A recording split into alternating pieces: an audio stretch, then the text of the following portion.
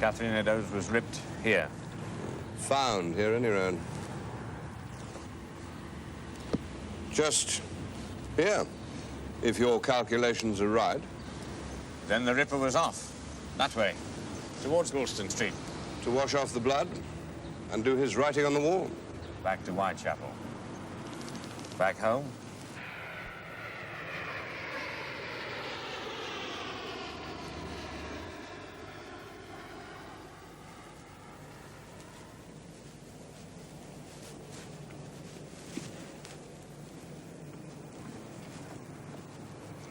Here. Mary Ann Nichols was murdered. Right here. What a place to die. What a place to live. Even now. Fancy something a bit more salubrious? Like, say, Sandringham?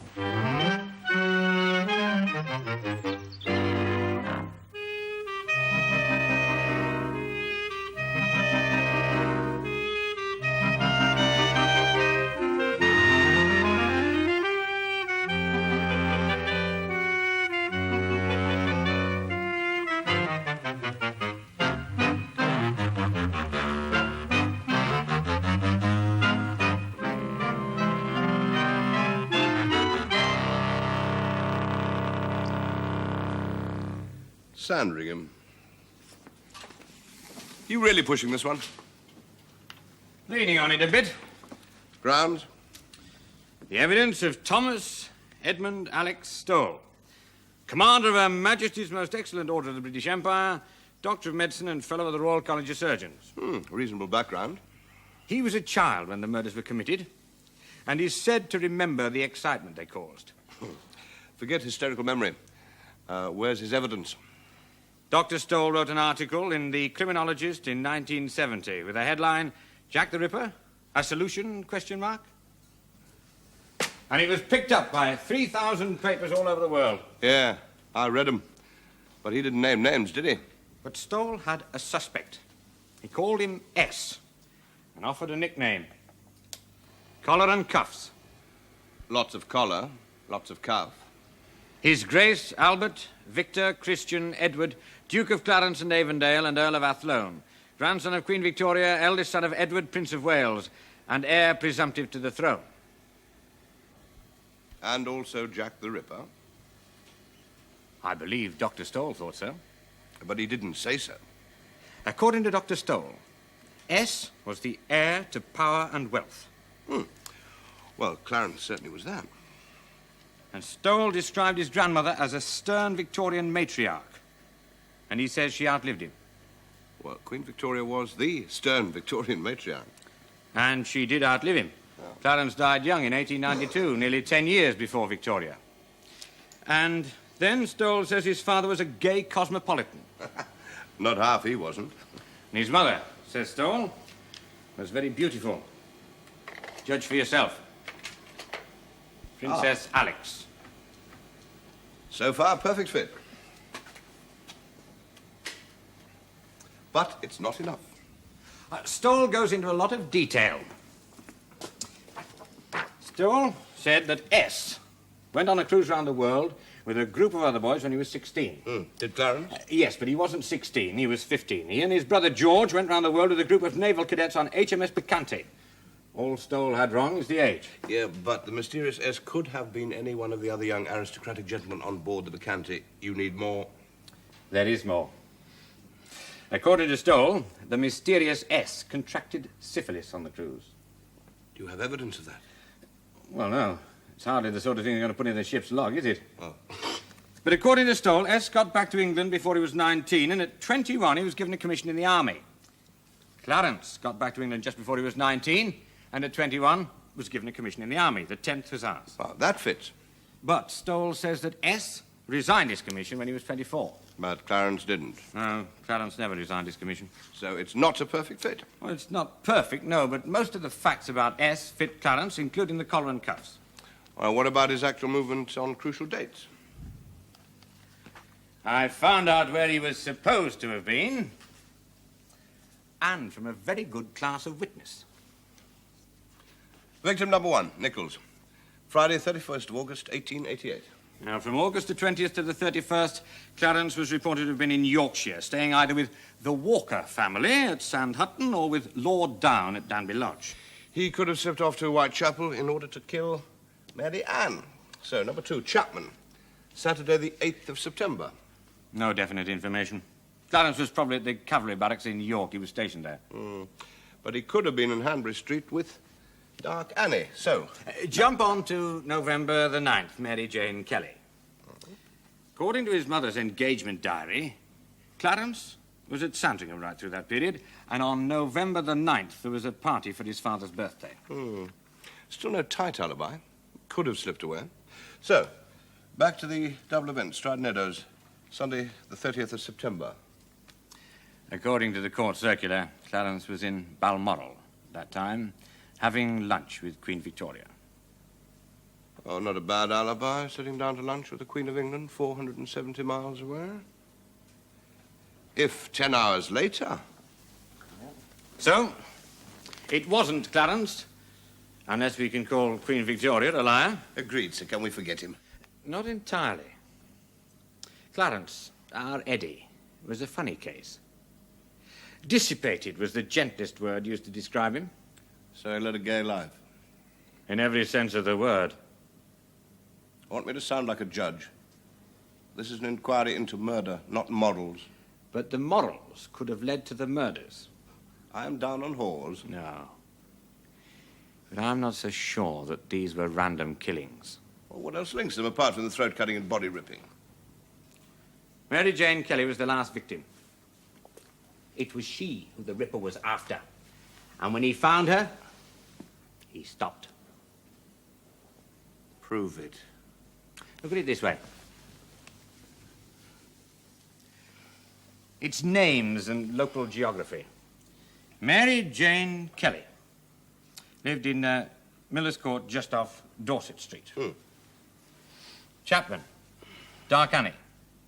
Last seen alive, 35 Dorset Street. Stride, long lives. Her bloke lived at 35 Dorset Street. Eddowes, locally known as Kate Kelly, from the bloke that she lived with.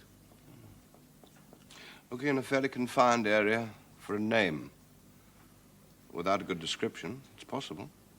But why?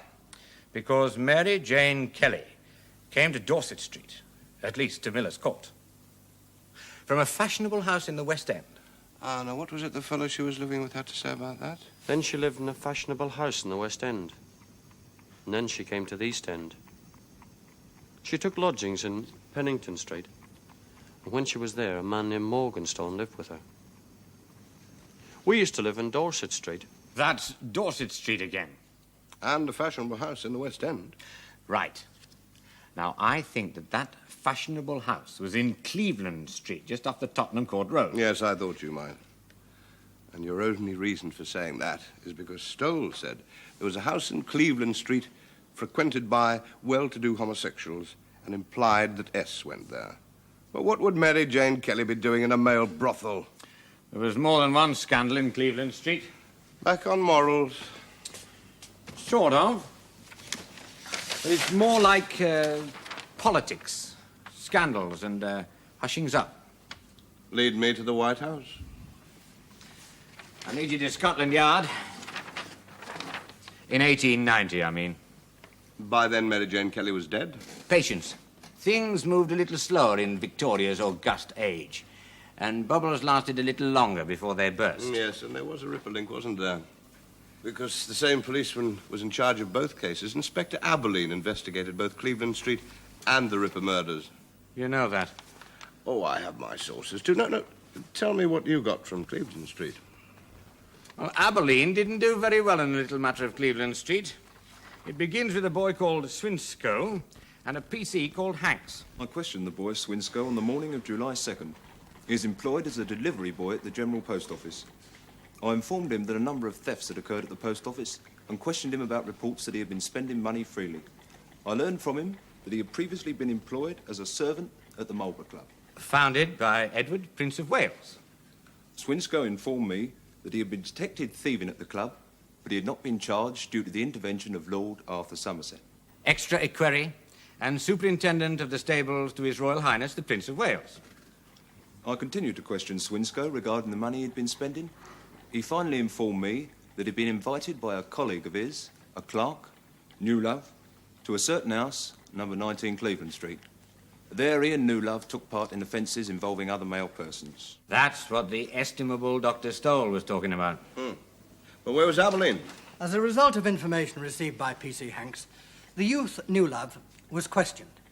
He and the boy Swinscoe both subsequently made statements regarding the reason they had been invited to the house in Cleveland Street and the actions they had performed there. I questioned Newlove further on July the 7th and again the following day. Newlove then gave me the name of a clergyman, Veck. Acting on instructions, on July 9th, I commenced observations on number 19 Cleveland Street. I observed several men entering and leaving the house. On July 10th, I observed furniture being carried from the house. Upon making inquiries, I discovered that the furniture belonged to the landlord of the house, a Mr. Charles Hammond. I gave orders that the clergyman Veck should be arrested. The man Hammond is reported to have left on July 6th. He is now in France. The arrest of Veck was carried out on August 20th. Yep. What sort of circus is he running this time? He's got statements from two lads saying they've been taking part in a model act in a male brothel and being paid for it. He's got the name of the man who paid them. He's got a watch on the house. And yet this man Hammond is off to the continent. Maybe with his furniture. And 6 weeks before anybody's arrested. But Veck and Newlove were charged on August the 27th. Sentences? Want to guess? Well, they were a bit fierce in those days. Not in this case. Newlove got 9 months. Veck, the older man, the respectable clergyman and prime mover, got 4 months. Funny. Not everybody thought so, especially not Ernest Park, editor of an aggressive campaigning newspaper, the North London Press. What we and the British people want to know is the answer to 2 questions. Why did the man Veck, a minister of the gospel, receive a sentence of 4 months, while a clergyman facing a similar charge only last year was sentenced for what were less serious offences to no less than life imprisonment? And why, if the police and the authorities knew the nature of the house at 19 Cleveland Street on the 2nd of July, why was it a full 7 days before a constable was sent to watch that house, while the man Hammond was permitted to move out his furniture and take himself off to France? 2 very reasonable questions I've already asked for. No, I reckon Abilene wasn't trying. Well, at least he'd sent down Veck and Newlove. 9 months and 4 months. Why, you're the one who's always telling me, charge 'em. The rest is up to the courts. 3 men were working hard to get his post office boys, his key witnesses, out of the country. Off to France for the riding. No, Australia. Really making sure? And they almost made it. According to one of the boys, he was told, the reason we want to get you away is so that you wouldn't give evidence against you-know-whom. And who was you-know-whom? Somebody important enough for a solicitor to try and silence witnesses. Important enough for pressure on the police to get very strong indeed. And on November the 16th, in the North London Press, Ernest Park named names. The guilty parties include a number of well-known aristocrats, among them Lord Arthur Somerset and Lord Euston. Lord Euston, it is believed, has departed from this country and gone to Peru. It is scandalous that men of position are allowed to leave the country and defeat the ends of justice, because their prosecution would inculpate even more highly placed and distinguished personages. I've never been to Peru. And neither had Lord Euston. Now, if Mr. Park had stuck to Lord Arthur Somerset, nobody could have touched him. But Lord Euston was in London, and he saw that issue of the North London Press. And he sued Mr. Park for libel, not seeking damages, but for criminal libel. In July last year, my lord, 2 persons were convicted of a criminal offence in regard to the particular house in Cleveland Street we are concerned with here.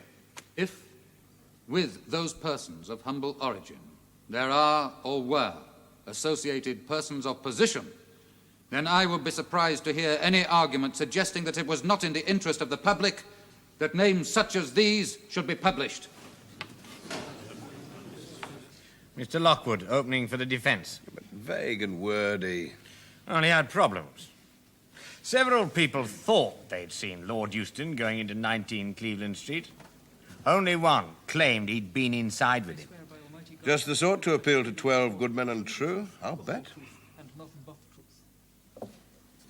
My name is John Saul. I live at number 15 Old Compton Street, Soho. I used to know a man called Charles Hammond. I knew him when he lived just off the Haymarket. I remember he moved to 19 Cleveland Street. That was, just after Christmas 1886. I went to live there about the end of March 1887. People used to come to the house. I introduced some of them myself. One of them is a person who is here in court. I hadn't seen him there before. That was about April or May 1887. I met him in the Piccadilly. Between the Albany and Sackville Street it was. According to the Times, the witness then gave evidence of a character unfit for publication. And then Sir Charles Russell, appearing for Lord Euston, had a go. Mr. Saul, would I be correct in stating that since as far back as 1875, you led a grossly immoral life in Dublin, and that since coming to London in 1879, you have continued to lead a similar life? I have had one or two jobs in the theatre, and sometimes I look after apartments for ladies that I know. I see, for ladies. Do you remember a prosecution held in Dublin in 1884 in connection with certain scandals there? Yes. And were you told at that trial that your evidence would not be accepted because you could not be believed on oath? That's not true. Then your evidence was accepted? Well, no. But it wasn't because they didn't believe me. I think it was because they said it was too old. You think? When were you approached to give evidence in this case? A young gentleman from Captain Webb's office called to see me. I think his name was Ashley. I wouldn't say anything to him then. And then he called the next day. And then he called on Saturday morning and asked me if I would make my mind up. I said I would do it if it was for Mr. Park and not for anybody else. Mr. Park is a friend of yours, then? No. Oh, certainly not. Oh, Mr. Park isn't a friend of mine. I thought he was being acted very unfairly, too. I'd hate to have to hang a case of mine on him. Well, you can see Park's problem, though. You have to prove a man visited a male brothel. Your only witnesses are going to be the regulars in that brothel. Though he didn't prove that Lord Euston went to 19 Cleveland Street. He didn't have to. Lord Euston admitted it. I was walking down Piccadilly one night last year when a fellow handed me a card. End of May it was, about 11 o'clock at night. It was a printed card. It said, C. Hammond, 19 Cleveland Street. Written on the top, it said, Pose Plastique. About a week later, I was walking back from the Garrick, about 11, and I thought I'd go to the place. Went there in a cab. I rang the bell. The door was opened by some fellow, rather stout, dark moustache, going thin on top. He took me into a room on the right-hand side. He asked me for a sovereign. I gave it to him. I asked him where the Pose Plastique were going on. He said, there's nothing of that sort here. Then the fellow made me an improper proposal. I asked him what the devil he meant by saying a thing like that to me, and I told him. If he didn't let me out at once, I'd knock him down. He did, and I went home.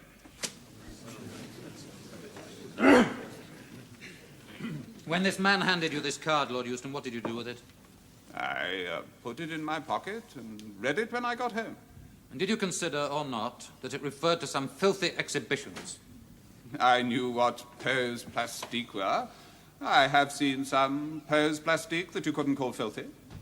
Did you consider that it referred to some kind of exhibition which you would be ashamed for it to be known among your friends that you had visited it? No, sir. I don't think I should be ashamed amongst my friends for that. This is a libel of a very atrocious character. It imputes to Lord Euston heinous crimes, revolting to one's notion of all that is decent in human nature. The defendants plead that it is justified, but I must point out to you, there has been no attempt to prove that Lord Euston did depart for Peru, as the defendant claims. Indeed, as regards the allegation that he left the kingdom, there has not been one single particle of evidence. We now come to the witness Saul, a more melancholy spectacle, a more loathsome object I cannot imagine. You will have to ask yourselves whose word you prefer, the oath of a man who, according to his own account, is liable to be prosecuted and sent for penal servitude, or the oath of the prosecutor, Lord Euston. Rough, but reasonable. Park was found guilty? Yes. What did he get? In a minute. The judge was rough, but after the verdict, he got sympathetic. I am prepared to postpone sentence until tomorrow. Should you wish to communicate with your counsel or make any submission yourself? I would only like to say, my lord, that in this matter I acted in perfect good faith. What I published simply in what I believed to be the public interest. I did not, as counsel appearing against me has suggested, publish the libel without what I believe to be and have since found not to be adequate evidence. I cannot state what that evidence was. And I was, of course, misled. I am afraid that only mentioning it is not evidence. The libel is, I think I may say, I do not mind telling you, exceedingly bad. I can only say, my lord, that I had evidence at that time. I'm afraid I must have more than that. You shall have until tomorrow morning if you like to think it over. I think it would be better for all parties under the circumstances if your lordship would give sentence now. Gave him 12 months. Not what you deserve. In a court of the case like that. It's one way of looking at it. And you have another way. Yes. Lord Arthur Somerset, a credit to the Prince of Wales, is in France, smuggled out before a warrant can reach him, and safe from Inspector Aberlin. And Park, the other man who knew too much, is in jail, and the lid is firmly on Cleveland Street. Until Detective Chief Superintendent Watt comes along. Detective Chief Superintendent Watt will draw your attention to 3 points. 1. Park, at the end there, was more or less telling the judge that he'd been set up, that he'd been fed evidence to name Lord Euston, and as soon as he'd committed himself, somebody pulled the mat out from under him. And 2, Lord Euston wasn't exactly an unimpeachable character. After all, he'd married a prostitute for a start. But he'd certainly earned the gratitude at some time or another of the Prince of Wales. Because Euston was accepted as ADC to Edward VII as soon as he became king. For services rendered? For agreeing to be put up at no risk to himself as the bait which would spring the trap to silence Park. And 3, the point that Park made in his libelous article.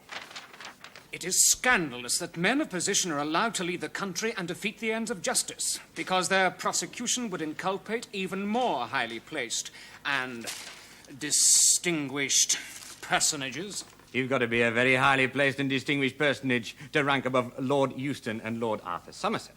In fact, you have to be. A member of the royal family. To be precise, Eddie, Duke of Clarence, eldest son of the Prince of Wales and heir presumptive. And dissipated and gay. And among the men who patronised number 19 Cleveland Street. Isn't that why Aberlin was blocked off? To hush up the fact that the Prince of Wales' eldest son had been there as well? Look, what if he had? This is an inquiry into Jack the Ripper. I haven't forgotten. So what's your story?